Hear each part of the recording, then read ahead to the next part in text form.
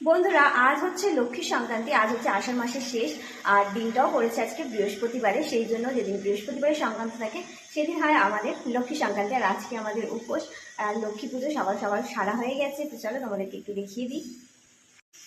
এই দেখো, সকাল সকাল আমার মা লক্ষ্মীর পুজো হয়ে গেছে।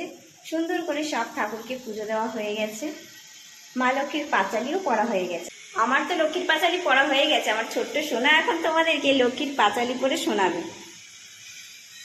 এসো মা লক্ষ্মী বসো করে, আমারই বলে থাকো আলো করে। আর কোনো থেকে তোমায় সাজিয়ে দিলাম ঘর, আমি বলো দিলাম জল বরাবর। পাশে করে সিঁদুর দিলাম দু হাত ভরে, আমারই বলে থাকো আলো করে। ও বাজিয়ে মাকে ঘরে এনেছি, সুগন্ধে ধূপ দিলে একজন পেতেছি। জ্বালিয়ে এলাম তোরে বরণ করে, আমারই ভরে থাকো আলো করে। এসো মা